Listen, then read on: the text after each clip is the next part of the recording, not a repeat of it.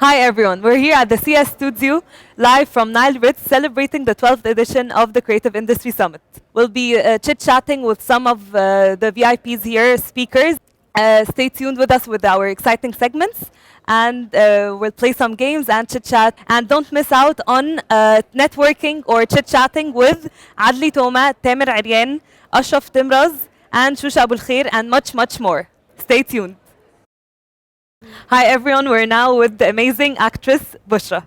Hi Bushra, how are you? I'm good, how are you?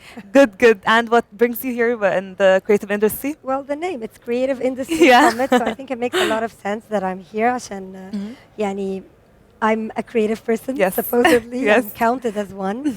And also I'm an entrepreneur, so this important bridge between creativity and business, art, and everything that connects and combines all those things together, I think would always make me interested to be part of. And you see Egypt is escalating in the creative industry in general?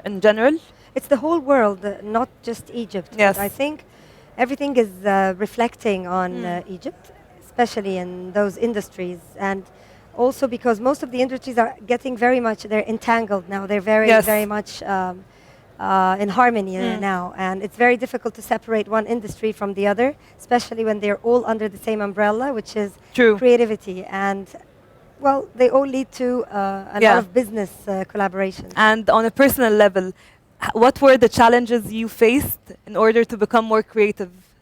Well, first of all, being a woman, Okay. a female in the creative industry. Is very competitive, and it's mainly a male-dominated industry, and well, somehow not being such an ugly woman as well creates a lot of issues as well.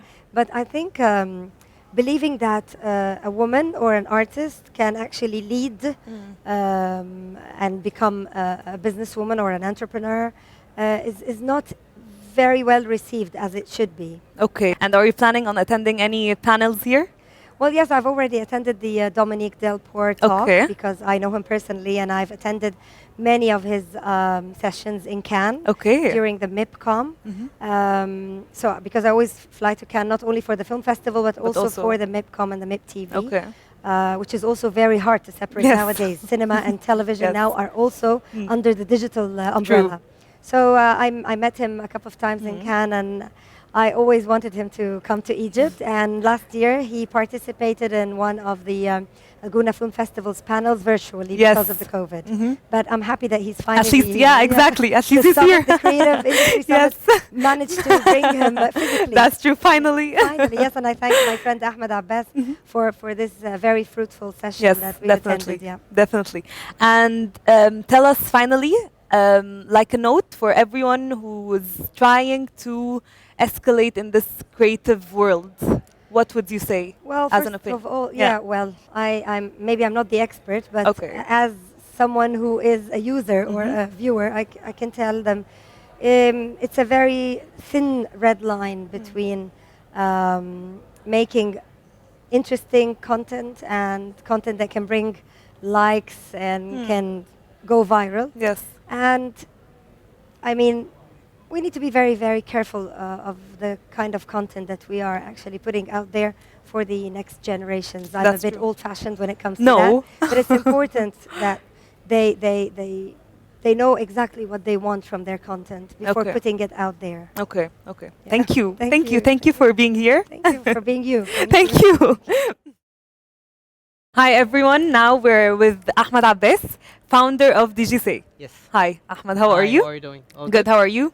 How was your talk? It was about the creative economy? It was creative economy, future of creativity, this space. Okay. Tell us, how did you prepare for your talk? So yeah, today is a special day. We had Dominique Delport as a guest, who's a global executive at the biggest media brands, so Vice Media, Dailymotion, Havas, so and Vivendi Group. He used to be the president of Vivendi Group, which owns GameStop. Yes. So a lot of experience he brings here to the table.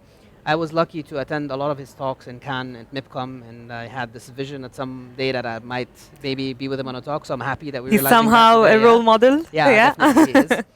And we were touching upon the future of creativity. We formed the talk more or less among three anchor points, which is education and how we can democratize the economic process, and how can like the long tail creators make money while others, the top 1% are making most of the money. And then the third angle was the moderation part, which covers some of aspects that I think are very serious, such as piracy, such as community guidelines, and a lot of the issues related to the things we suffer from in terms of the digital space. And can you please tell the people how economy gathers with creativity? Like, what's the meeting point? It's very, very simple. It's basically a lot of the content we watch today is coming from creative minds, creative creators that basically see it in themselves to be able to send a message to their communities and engage them.